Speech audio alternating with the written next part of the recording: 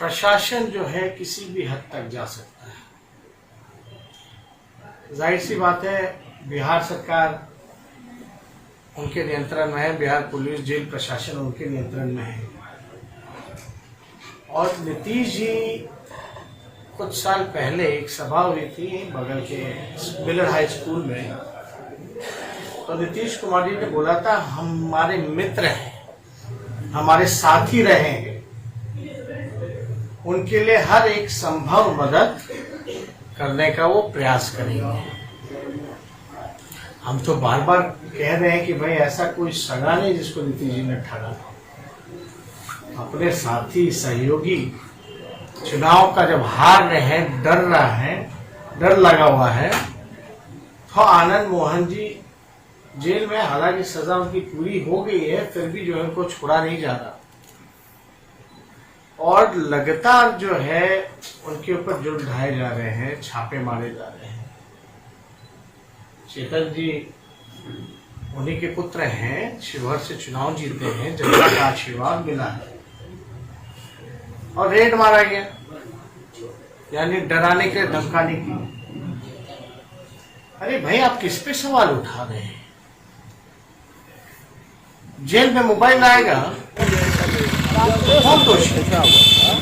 अगर आया हो तो ये तो पूरी तरीके से प्लांटेड था ये रेड। हेलमेट पहन करके लोग जो है 20 से 30 संख्या में लोग अंदर घुसे।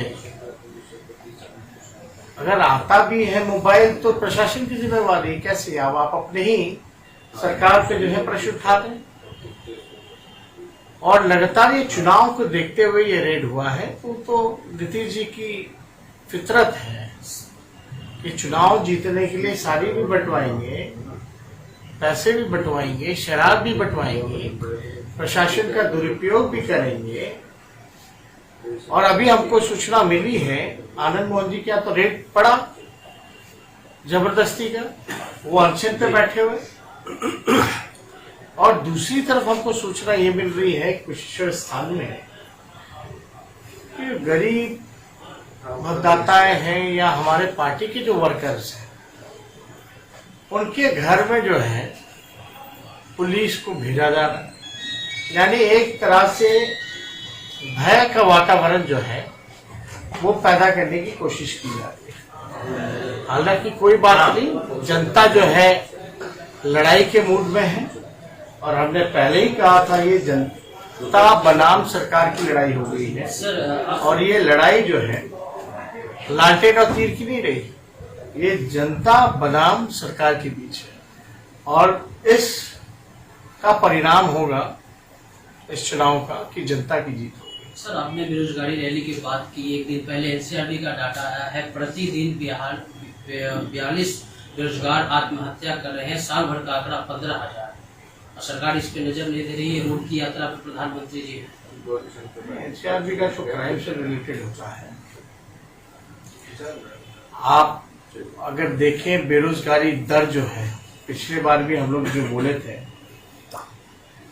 कि लगभग जो है बिहार बेरोजगारी का केंद्र बना, करोड़ों लोगों का रोजगार जो है वो छूट गया है, जिनको रोजगार भी था। और हमने ये भी बोला बिहार की जनता भी मुख्यमंत्री से मांग करते हैं तो उनको जेल भेज दिया जाता है। हम लोग लगातार जो है बेरोजगारी की लड़ाई लड़ रहे हैं और आने वाले समय में हमने कहा कि गांधी मैदान में 1 जनवरी फरवरी के मार्च महीने में जब छठ पूजा वगैरह संपन्न हो जाएगा, उसके बाद हम पार्टी के लोग बैठेंगे और डेट जो है तय करेंगे और गांधी मैदान में एक बड़ा रैला बेरोजगारी को लेकर के हम बुलाने का काम। भगदड़ वाला बयान आया है, भगदड़ वाले बयान को लेकर काफी गर्माहट बनी हुई है और भगदड़ का बयान सामने आता है और उसके बाद बीजेपी के बड़े नेता मुलाकात करते हैं राजद सुप्रीमो लालू प्रसाद यादव जी से। मुलाकात है किडनी का आगे से जो ऑपरेशन कराए, जो समस्या लालू जी को रही है वही समस्या हो रही है। दोनों लोग तो जेपी आंदोलन के टाइम पे। ये भगदड़ का गणित क्या है तेजस्वी जी? और जो लोग मिले हैं मीडिया के सामने मिले हैं, कई अखबार के संपादक रिपोर्टर साथ बैठे हुए हैं, बड़ी संख्या में। ये भगदड़ का गणित क्या है? कहा कि नीतीश जी शराब बंटवा रहे हैं चुनाव जीतने के लिए। क्या सही में ऐसा है? और दे दो क्या? किसी ने तो शराबबंदी की है। आपका न्यूज चैनल कभी दिखाया है कि शराब मिल रहा है कि नहीं मिल रहा? आप ही के चैनल में हम कई बार देखें कि भाई सब जनता ही कह रही है क्या होम डिलीवरी हो रहा है। अगर आपकी पार्टी दोनों से जीत जाती है तो क्या आगे की क्या स्ट्रेटजी होगी आप लोगों की? क्या आप सरकार बनाने की कोशिश करेंगे? कभी गठबंधन की सरकार है, कुछ लोग उधर से इधर भी आ सकते हैं। मुकेश सहनी भी कह रहे हैं कि लालू जी बुलाएंगे तो मिलने अच्छा, जाएंगे। स्ट्रैटेजी को डिस्क्लोज करने की चीज मुकेश सहनी इस तरह से कह रहे हैं कि मिलने तो जाएंगे, किससे? लालू जी बुलाएंगे तो मिलने जाएंगे उनसे। नहीं, ज्यादा चर्चा है मीडिया में भी, क्या ये जो जिस तरह से आपने दमखम लगाया है बाइकोल में, तो क्या नेक्स्ट अगर दोनों सीटें आती है चुनाव तो दम से ही लड़ेंगे कि लुंज को लड़ेंगे।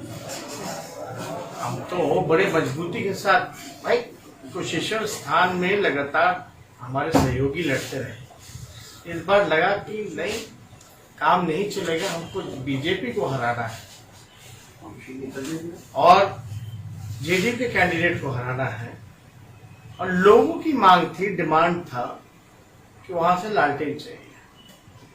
तो जो लोगों की मांग रही उसको हम लोगों ने दिया और पूरी मजबूती के साथ चुनाव लड़ रहे हैं। सर और कोई भी अगर बाई इलेक्शन का आप रिजल्ट देखे हुए हैं तो पक्ष जो है रिकॉर्ड जो हम लोगों का है ज्यादा बेहतर रहा। और देखिए ना, हार गए तभी ना मंत्री से लेकर संतरी सब लोग को क्या कराए। हाँ,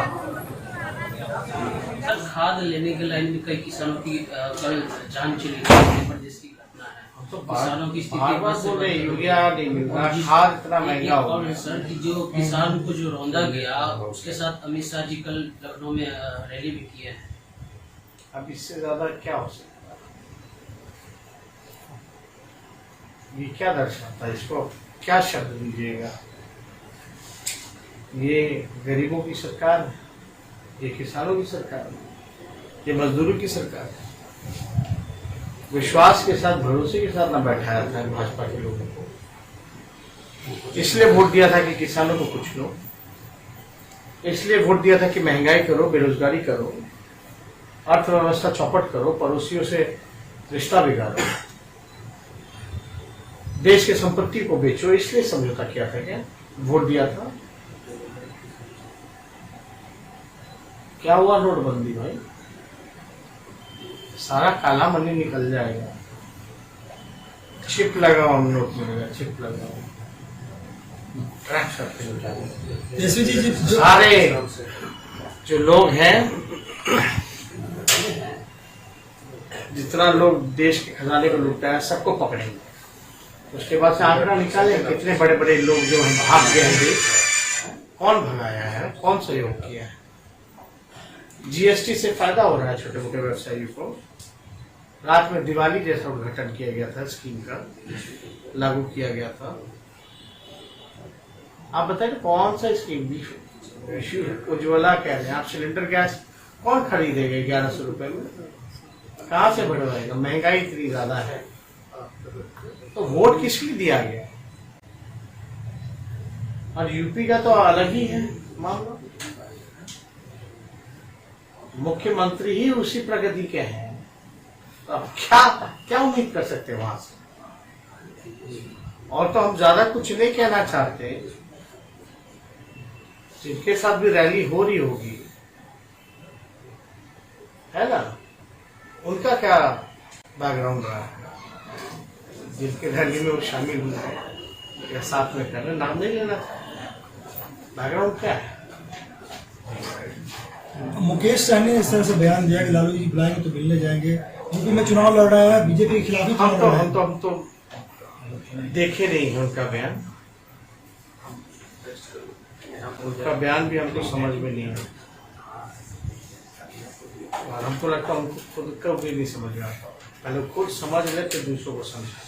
एक लास्ट सवाल ये है सर कि बिहार में प्रजनन मृत्यु दर भी लगातार बढ़ रही है, जो राष्ट्रीय औसत से कम है। तो क्या तेजस्वी जी इस सब मुद्दे को छोड़ के सिर्फ चुनाव पे ही ध्यान दें? क्या आप सर इस मुद्दों को छोड़ के सिर्फ चुनाव पे ही ध्यान दें? जो प्रजनन मृत्यु दर है बिहार में लगातार बढ़ रही है, पार्टी जी बार बार बात कर रही है, तो ये सब चीजें को लगकर छोड़ कर लग रहे थे, जिसमें इस चुनाव पे ही ध्यान दें सर। चुनाव में हम क्या बोल रहे हैं? अधिकतर आप लोग का सर वहाँ पे अरे जनता ही की बात न कर रहे हैं। ये सब तकलीफें क्यों हो रही है? मौजूदा सरकार की वजह से ना। तो मतलब बैठाए रखें, जिससे हमको तकलीफ हो रही है, जनता को तकलीफ हो रही है, तो हम उसको क्या बैठाए रखें? उसको हटाए कैसे? चुनाव से ना, तभी ना तकलीफ दूर होगी। ठीक है सर।